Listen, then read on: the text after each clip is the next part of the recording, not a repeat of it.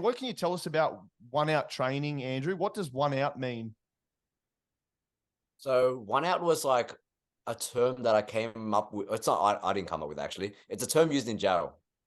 It's more so to do with like, for me, it was more independent. So what a 2 out meant was like 2 beds in a cell, 3 out, 3 people in a cell, 3 beds. 1 out was like independent on its own. But the first time that I heard the term used in jail that wasn't related to beds was when boys were having a crack. I remember this Islander bloke saying, "Bro, just let him go 1 out, yeah. No one 2 out him. So no one else jump in, just 1 out. So that's it." And then like there would be days where I'd be training and then I'd end up training by myself because my training partner might be at visits or whatever, or at work or whatever. And the boys would ask me, "Bro, where's your training partner?" And I'm like, "Oh, just doing it 1 outs today." So then that's kind of when I created that for my business. And like when I moved from Oberon to Dawn Delawes, I had to learn how to train by myself because I didn't want to mingle with everyone because I didn't know who was from the main population or protection. So I had to kind of like really dig deep into my mindset about, well, learning to train on my own. I can't be reliant on anyone's motivation. I can't be reliant on someone to pull me out. I have to do it on my own. If I want to get to the finish line the day that I get out and have a 6-pack, I need to learn how to do things on my own. So that's kind of where the name for the business came about when I got out. And I thought, oh, you know what? As a coach and as a trainer, I need to be able to teach people how to train on their own. I can't be holding their hand forever. I need to teach people how to do things on their own because, schedules will change. Training partners will, have to live their life eventually. They can't be with you forever. And same thing with coaches. They can't be with you forever. They have to give you the tools to live your life on your own.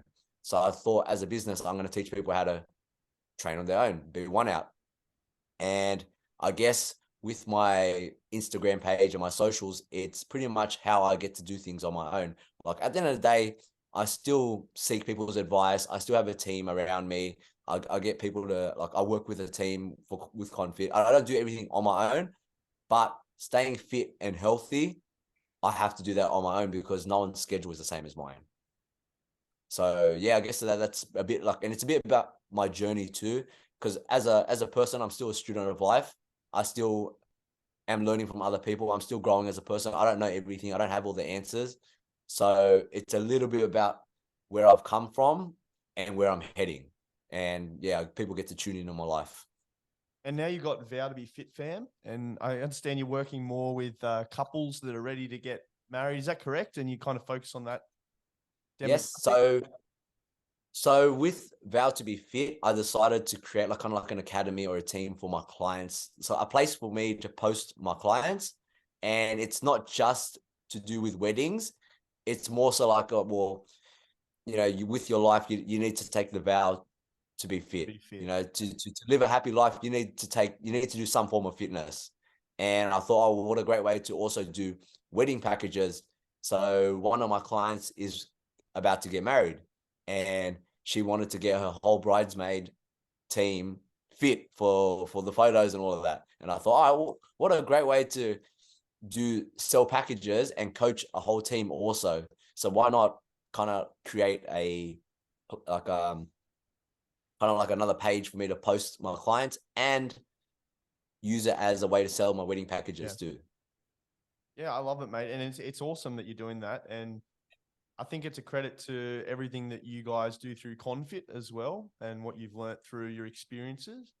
One of the questions I got from listener Michael has asked, because he's obviously interested in your online coaching business. So your tips for managing a client base online. So what would you say some of your biggest tips? I think a lot of the face-to-face PT, gone are the days where it's solely in the gym. Now, a lot of those trainers are online and that's how they're running their businesses and it's easier to scale up. So what are your tips in terms of how you work with your online clients? My biggest tips are use Google Calendars. So I obviously live my life and I have to do my own training and I have the Confit also running these mentor programs. I live a pretty wild and busy life, but I also need to make sure that my clients are doing the right things. So how I keep track of that is Google calendars, you know, even if it's 15 minutes, 20 minutes, client reminders, just block it into my schedule to keep my clients accountable. So the best way to manage it is putting your own time block into time for the clients to make sure that they're on track too. Yeah. So you got to put that into your schedule also. It's not just about the program, not just about the diet, it's all about the accountability as well, making sure they're staying on. Yeah, it's the accountability. Look, it's pretty much, it's the equation is easy. Yeah. Go exercise and eat clean. It's pretty much easy. You just need someone to remind you to do it.